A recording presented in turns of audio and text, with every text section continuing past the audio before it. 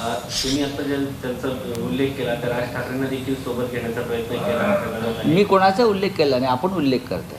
काही परिणाम होईल शिवसेनेवरती? बघा, हे लक्षात घ्या, तुम्ही ज्यांचा उल्लेख केला ते माननीय राज ठाकरे हे का पक्षाचे प्रमुख आहेत आणि मी सातत्यानं त्यांच्या भूमिका जो ऐकतोय त्या पाहतोय त्या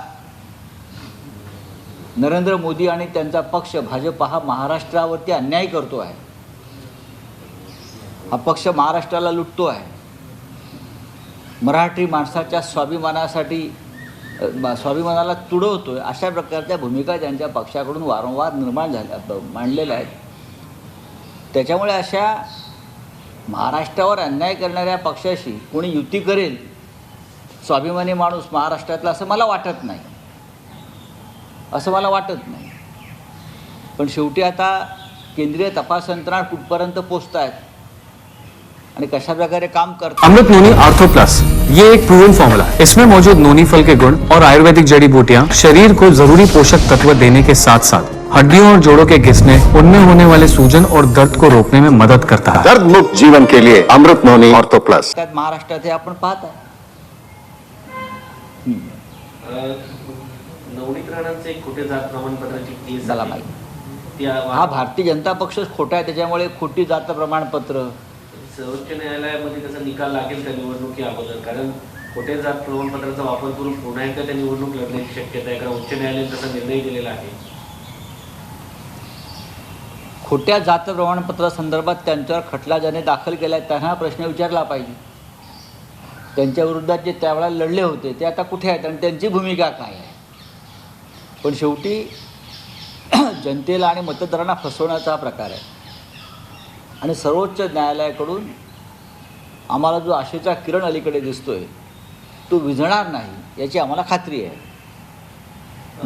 निलेश राणे उघड पोलिसांना धमकी देताना पाहायला मिळत आहे. जर कोणी आमदार सत्ताधारी पक्षाचा, मी कोणाचं नाव घेत नाही,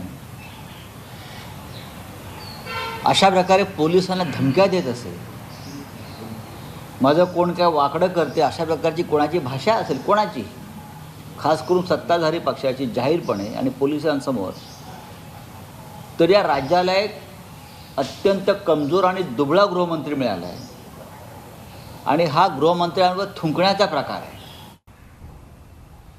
दुर्दैवानं या राज्याचं मुख्यमंत्रीपद भूषवलेले देवेंद्र फडणवीस हे कायदा आणि सुव्यवस्था सोडून इतर सगळ्या कामात लक्ष घालतात आणि त्यांच्या गृह खात्यावर, त्यांच्या पोलिसांवर, त्यांच्या यंत्रणांवर अशा प्रकारे कोणी त्यांच्या तोंडावर थुंकत असेल तर मला वाटतं भारतीय जनता पक्षाने याच्यावर भाष्य केलेलं उत्तम. चला, सर्वोच्च न्यायालयात काल सुनावणी पार पडली राष्ट्रवादीची. त्या दरम्यान चिन्हही दिलं जाऊ नये, नावही दिलं जाऊ नये, अशा प्रकारचा युक्तिवाद अजित पवारांच्या गटाचे. बघा, हे जे अशा प्रकारे जर माननीय शरद पवार किंवा शिवसेनासुद्धा म्हणेन मी कोणी भूमिका घेत असेल तर राजकारणातली हा अत्यंत नीचपणा असं म्हणेन मी. शरद पवार हे पक्षाचे संस्थापक आहेत.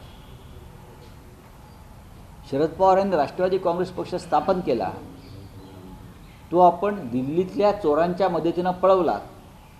पण आता शरद पवार यांना आपलं नावही वापरता येऊ नये त्यांच्या पक्षात अशी एक निर्लज्ज भूमिका घेऊन जर कोणी सर्वोच्च न्यायालयात गेला असेल तर त्याला मराठी भाषेमध्ये या महाराष्ट्रात नीचपणाचा कळस एवढंच म्हटलं जातं.